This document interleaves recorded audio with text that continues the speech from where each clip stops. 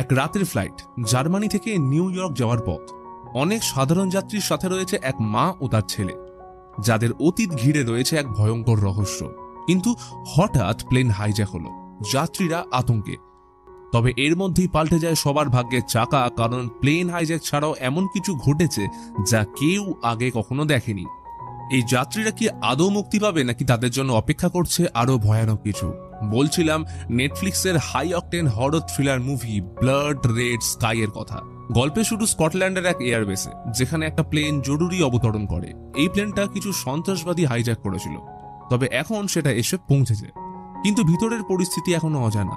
সৈন্যরা তৈরি, সতর্ক দৃষ্টি রেখে দাঁড়িয়ে রয়েছে, প্রস্তুত প্লেনের যাত্রীদের নিরাপদে বের করে আনার জন্য। প্লেন থামতেই এয়ারবেস কমান্ডার ককপিটের দিকে তাকিয়ে দেখতে পান সেখানে একজন ব্যক্তি বসে আছে। সন্দেহ যাকে এই কি কোনো যাত্রী নাকি হাইজ্যাকারদেরই একজন।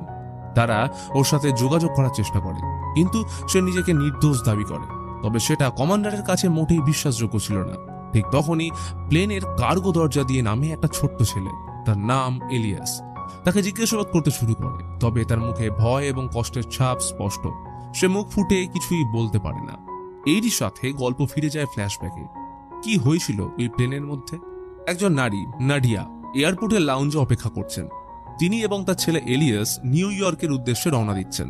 তবে নাডিয়া নিজে এয়ারপোর্টের সমস্ত ফর্মালিটিগুলো না করে এগিয়ে দেন তার ছোট ছেলেকে, কারণ তিনি লিউকোমিয়ায় আক্রান্ত এবং নিউ ইয়র্কে তার চিকিৎসার জন্যই এই সফর। সেই বিষয়ে তিনি ভিডিও কলে তার ডাক্তারের সাথে আলোচনা করে নিয়েছেন। এলিয়াস এয়ারপোর্টে সম্পূর্ণ একা থাকায় ফরিদ নামের এক ভদ্রলোক এগিয়ে এসে তাকে সাহায্য করে। কিছুক্ষণ পর সন্ধ্যা নামতেই নাডিয়া তার ছেলের কাছে আসে, তবে মুখ ঢাকা আর চোখে চশমা। এদিকে তার আবার ওষুধের প্রয়োজন পড়েছে, তাই ওষুধ নেওয়ার জন্য যায়। কিন্তু ওষুধ খাওয়ার পরেই তার মধ্যে কিছু অস্বাভাবিক পরিবর্তন দেখা যায়। অন্যদিকে এলিয়াস এবং ফরিদের মধ্যে বন্ধুত্বের সম্পর্ক বাড়তে থাকে এবং কাকতালীয়ভাবে ফরিদকেও সেই একই প্লেনে ভ্রমণ করতে হবে। এরপর তারা প্লেনে ওঠে এবং প্লেনটি রওনা দেয় তার গন্তব্যের উদ্দেশ্যে। রাত নামতেই যাত্রীরা বিশ্রাম নিতে শুরু করলো, কিন্তু শান্ত পরিবেশের কতক্ষণেই বা স্থায়ী থাকবে। হঠাৎ প্লেনের ভিতর থেকে এক রহস্যময় ঝামেলার শব্দ ভেসে আসে, যা যাত্রীদের আতঙ্কিত করে তুলল। এই পরিস্থিতি সামলাতে এগিয়ে আসে এয়ার মার্শালরা। 3 জনের মধ্যে 2 জন ঘটনাস্থলে যায়, কিন্তু তারা বুঝতে পারেনি যে এটা শুধুই একটা ফাঁদ। সন্ত্রাসবাদীরা তাদের নির্মমভাবে হত্যা করে এবং ধীরে ধীরে নিজেদের পরিকল্পনা কার্যকর করতে শুরু করে। এই হাইজ্যাকারদের মধ্যে ছিল প্লেনের এক কেবিন ক্রু 8 বল এবং তার কো পাইলট বাস্তিয়ান আগেই প্রধান পাইলটকে বিষ খাইয়ে হত্যা করেছে, ফলে প্লেন অটো পাইলটে চলছে। অন্যদিকে তারা ব্ল্যাক বক্স বিকল করে দেয় যাতে প্লেনটা র্যাডারে অদৃশ্য হতে পারে। এরপর তাদের নেতা বার্গ ঘোষণা করে এই প্লেন এখন তাদের নিয়ন্ত্রণে এবং মুক্তিপণের বিনিময়ে সবাইকে জীবিত রাখা হবে। প্লেনে সবাই আতঙ্কিত হাইজ্যাকারদের ভয়। এরপর হাইজ্যাকাররা 8 বলের শরীর জুড়ে রক্ত দেখে নাডিয়ার আচরণে পরিবর্তন দেখা যায়। সে অদ্ভুত রকম ব্যবহার করতে শুরু করে। এদিকে কো পাইলট বাস্তিয়ান প্লেনের দিক ঘুরিয়ে দেয় তাদের গন্তব্যের দিকে। এই সুযোগে এলিয়াস যন্ত্রণা আর আতঙ্কে নিজেকে আড়াল করার চেষ্টা করে। সে পালিয়ে বেড়ায় প্লেনের ভিতরে, আর নাডিয়া তাকে খুঁজতেই বেরিয়ে পড়ে। কিন্তু দুর্ভাগ্যবশত নাডিয়া ধরা পড়ে যায় সে নিষ্ঠুর হাইজ্যাকারদের কেবিন ক্রু 8 বলের কাছে। 8 বলের আদেশ অমান্য করায় সে হঠাৎ রাগে ফেটে পড়ে এবং গুলি চালায় নাডিয়ার উপর। দূর থেকে এই দৃশ্য দেখে এলিয়াস ভেঙে পড়ল। এরপর আবারও গল্প ফিরে যায় অতীতে আরো কিছু বছর আগে, যখন এলিয়াস অনেক ছোট্ট। একদিন তার মা নাডিয়া ও বাবা নিকোলাই ছুটি কাটাতে বেরিয়েছিলেন এক শান্ত এলাকায়। সবই ঠিকঠাক চলছিল। হঠাৎ পথের মধ্যে তাদের গাড়ি খারাপ হয়ে যায়। সাহায্য আনার জন্য নিকোলাই গাড়ি থেকে নেমে অনেকটা দূর চলে যায়, কিন্তু বহুক্ষণ কেটে গেলেও সে আর ফিরে আসে না। উদ্বিগ্ন নাডিয়া এলিয়াসকে নিয়ে গাড়ি থেকে বেরিয়ে তার স্বামীকে খুঁজতে বের হয়। হেঁটে হেঁটে এসে পৌঁছয় একটা নির্জন কটেজে। সেখানে ঢুকেই সে টের পায় ঘরের ভিতরে এক অদ্ভুত অচেনা মানুষের উপস্থিতি। তার আচরণ হিংস্র ও অমানবিক। ভয়ে নাডিয়া দ্রুত এলিয়াসকে নিয়ে একটা ঘরে ঢুকে পড়ে এবং তখনই দেখে সেখানে পড়ে রয়েছে নিকোলাইয়ের নিথর রক্তাক্ত দেহ। হঠাৎ সে অদ্ভুত মানুষটা জানলা দিয়ে ভিতরে ঢোকার চেষ্টা করে। নাডিয়া সর্বশক্তি দিয়ে তাকে ঠেকায় এবং সেই মুহূর্তে সূর্যের আলো ফুটে ওঠায় সে পুড়ে মারা যায়। তখনই নাডিয়া বুঝতে পারে সে ছিল একজন ভ্যাম্পায়ার। কিন্তু এইখানেই সব শেষ নয়, কারণ মৃত্যুর আগে সেই ভ্যাম্পায়ার তাকে কামড়ে গেছে। সেই রাত ছিল তার জীবনের মোড় ঘোরানোর মুহূর্ত। সেদিন সে আর মানুষ থাকেনি, হয়ে উঠেছে এক অজানা অভিশপ্ত অস্তিত্ব। সে বাড়ি ফিরে আসে, কিন্তু বুঝতে থাকে তার শরীর বদলাচ্ছে, খিদে বাড়ছে, তার ভিতরের কিছু জেগে উঠছে, দাঁত বেরিয়ে আসছে হিংস্র রূপে। নিউ ইয়র্ক যাওয়ার লিউকেমিয়া চিকিৎসা ছিল আসলে তার ভ্যাম্পায়ার রূপ দমন করার এক প্রচেষ্টা। এদিকে বর্তমানে নাডিয়ার শরীরে বেশ কটা গুলি লাগলেও সে কিন্তু মারা যায়নি। সে আবার জেগে উঠে প্লেনের কার্গো অঞ্চলে প্রবেশ করে। সেখানে একটা কুকুর এবং কয়েকজন সন্ত্রাসবাদী উপস্থিত ছিল, যারা পরিকল্পনা করছিল প্লেন বোম দিয়ে উড়িয়ে দেওয়া। নাডিয়া সেখানে এসে নিজেকে সুস্থ করার জন্য না চাইতেও কুকুরটাকে মেরে তার রক্ত পান করে এবং এটা এক সন্ত্রাসবাদী দেখতে পায়। নাডিয়া তাকে হত্যা করে এবং ঘটনাটি এমনভাবে সাজায় যাতে মনে হয় কুকুরটাই তাকে মেরে ফেলেছে। অন্যদিকে সন্ত্রাসবাদীরা সিদ্ধান্ত নেয় তাদের দায়ভার যাত্রীদের উপর চাপিয়ে দেওয়ার জন্য। তাই তারা ফরিদ এবং মোহাম্মদ নামে আরেকজন যাত্রীকে ধরে নিয়ে যায়। তাদের দিয়ে হাইজ্যাকারদের আরবিতে লেখা একটা বয়ান পড়ানো হয়, যেন মনে হয় এই পুরো কাজটা ধর্মীয় উদ্দেশ্যে করা হয়েছে। ফরিদ যেহেতু আরবি পড়তে জানে, সে বার্তাটা পড়ে, কিন্তু এমনভাবে পড়লো যাতে বোঝা যায় সে জোর করে পড়ছে। সন্ত্রাসবাদীরা সেটা বুঝে ফেললে আরেকজন যাত্রীকে হত্যা করে, যে আরবি জানত না। তারপর পুরো বয়ান ফরিদের গলায় রেকর্ড করে রাখে। এদিকে নাডিয়া আবার এলিয়াসের কাছে ফিরে আসে। যেহেতু সেখানে কোনো সন্ত্রাসবাদী ছিল না, তাই সে চাইছিল প্লেনের ডাইরেকশন চেঞ্জ করতে। তাই সে মোহাম্মদ এবং ফরিদকে নিয়ে ককপিটের দিকে যায়, কারণ তাদের এরোস্পেস নিয়ে জ্ঞান ছিল। অন্যদিকে সন্ত্রাসবাদীরা মৃত ব্যক্তিকে খুঁজতে কার্গো অঞ্চলে আসে এবং 8 বল বুঝতে পারে যে এটা কুকুরের কাজ নয়, বরং নাডিয়ার, কারণ সেখানে ওর বডি ছিল না। সে নাডিয়ার সিরিঞ্জ খুঁজে পেয়ে নিশ্চিত হয় সে এখনো বেঁচে আছে। তারা দ্রুত ফিরে আসে এবং এসে দেখে নাডিয়া ও এলিয়াস ককপিটে লুকিয়ে রয়েছে। তারা দরজা খুলতে বলে, কিন্তু অস্বীকার করায় তারা একজন নিরীহ যাত্রীকে হত্যা করে। এরপর তারা একটা ছোট্ট মেয়েকে টোপ হিসেবে নিয়ে আসে। তবে নাডিয়া যদিও এখন একজন ভ্যাম্পায়ার, তার মধ্যে মানবিকতা এখনো বেঁচে আছে। সে দরজা খুলে সন্ত্রাসবাদীদের নেতা বার্গের উপর হামলা করে তার রক্তপান করে, কিন্তু এরপর বার্গ নিজেও ভ্যাম্পায়ারে পরিণত হতে শুরু করে। নাডিয়া জানতো সে ভ্যাম্পায়ারে পরিণত হলে পরিস্থিতি আরো বাজে হবে, তাই সে তাকে নিষ্ঠুরভাবে হত্যা করে এবং বাকি সন্ত্রাসবাদীরা নাডিয়ার এই ভয়ঙ্কর রূপ দেখে পালাতে শুরু করে। ঘটনা এখান থেকে আবার অতীতে ফিরে আসে, সেই পুরনো ঘরে যেখানে সবকিছু শুরু হয়েছিল।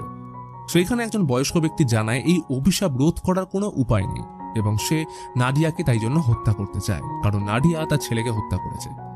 সে তার উপর গুলি চালালে কোনো রকমে নিজেকে বাঁচিয়ে বাধ্য হয়ে তাকে মেরে এই ঘরটিকে আগুন দিয়ে পুড়িয়ে অস্তিত্ব শেষ করে দেয়।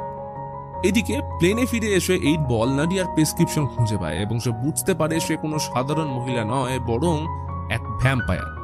এলিয়াস ককপিট থেকে বেরিয়ে আসে মায়ের খোঁজে। অন্যদিকে পরিকল্পনা মাফিক 8 বল নাডিয়াকে আক্রমণ করে। ইউভি লাইট দিয়ে তাকে কাবু করে ফেলে, কারণ ইউভি লাইট তার শরীরে সূর্যের আলোর মতোই কাজ করছিল। ফলে এই সুযোগ নিয়ে 8 বল নাডিয়ার ব্লাড স্যাম্পল কালেক্ট করে নেয়। এরপর সে নাডিয়াকে মেরে ফেলতে যায়, কিন্তু সেই সময় এলিয়াস হাতে বন্দুক তুলে নেয় এবং সে এলিয়াসকে বলতে থাকে যে তার মা সমাজের জন্য ক্ষতিকর। কিন্তু এলিয়াস কিছু শুনতে চায় না এবং সে ভুল করে গুলি চালিয়ে দিলে প্লেনের জানলার কাঁচ ভেঙে যায়। ফলে এয়ার প্রেসার কমে আসে। এক স্টক ট্রেডার যাত্রী এই সময় গুরুতর আহত হয়, তবে বাস্তিয়ান কিছুক্ষণের মধ্যে পরিস্থিতি সামলে নেয়। অন্যদিকে 8 বল চায় নিজেকে ভ্যাম্পায়ারে পরিণত করতে, তাই সে একটা বুলেট প্রুফ গাড়ির ভিতরে লুকিয়ে ভ্যাম্পায়ারে রূপান্তরিত হতে শুরু করে। নাডিয়া তার উদ্দেশ্য বুঝতে পেরে তার উপর গুলি চালাতে থাকে, কিন্তু গাড়িটা বুলেট প্রুফ হওয়ায় সে তাকে পুড়িয়ে মারার চেষ্টা করে। তবে অ্যালার্ম বেজে যাওয়ায় বাস্তিয়ান ফায়ার এক্সটিংগুইশার দিয়ে আগুন নিভিয়ে দেয়। 8 বল বেঁচে যায় এবং বাকি সন্ত্রাসবাদীরা ঘটনা সম্পর্কে জানতে এলে দেখে গাড়ির মধ্যে 8 বল, তবে সে মানুষ নয়। এরপর সে কামড়ে তাদেরও ভ্যাম্পায়ারে পরিণত করতে থাকে, তবে বাস্তিয়ান কোনোভাবে পালিয়ে যায়। নাডিয়া যাত্রীদের সামনে আসে এবং তাকে দেখে সবাই ভয় পেয়ে দৌড়তে শুরু করে। সে যাত্রীদের উপর আক্রমণ শুরু করে এবং ফরিদকেও মারতে যায়, তবে তার ছেলের কথায় থামতে হলো। এরপর কার্গো থেকে ভ্যাম্পায়াররা প্রবেশ করতে চাইলে ভ্যাম্পায়ারদের ঠেকাতে ফরিদ এবং একজন প্রাক্তন সেনা দরজা আটকে রাখে, যদিও ফরিদ নিজেও কামড় খেয়ে যায়। নাডিয়া বুঝতে পারে ফরিদও ভ্যাম্পায়ারে রূপান্তরিত হবে, তাই সে তার হাত কেটে দেয়। যেহেতু আর কেউ মানুষ নেই, তাদের একটা জায়গাতে এখন আটক করে রাখতে হবে। বাস্তিয়ানের সামনে আর উপায় না থাকায় সে ফরিদদের সাহায্য করে এবং কন্ট্রোল রুমে যোগাযোগ করে পরিস্থিতি জানায়। ফুয়েল দিকে কমে আসছে, তাই প্লেনটাকে দ্রুত নামাতেই হবে। এদিকে এয়ার প্রেসার কমার সময় আহত হওয়া ব্যক্তি, যিনি মরতে চান না, সে বন্দি ভ্যাম্পায়ারদের মুক্ত করে দেয় এবং নিজেকে কামড়ানোর জন্য অনুরোধ করে। তবে 8 বল তাকে না কামড়ে যাত্রীদের উপর আক্রমণ শুরু করে। নাডিয়া ফরিদ ককপিট থেকে এই নারকীয় পরিস্থিতি দেখে বুঝতে পারে প্লেন ল্যান্ড করলে পুরো শহর ধ্বংস হয়ে যাবে। তারা সিদ্ধান্ত নেয় প্লেনটা বোম দিয়ে আকাশেই ধ্বংস করে দেবে, কিন্তু বোমের রিমোট ছিল একজন ভ্যাম্পায়ার সন্ত্রাসবাদীর কাছে। তাই পুরো ব্যাপারটা অসম্ভব দেখে নাদিয়া নিজেকে শেষ করে তাদের রক্ষা করতে চায়। তবে এলিয়াস কারোর কথা না শুনে মাকে বাঁচাতে ইউভি টর্চ নিয়ে রিমোট আনতে যায়।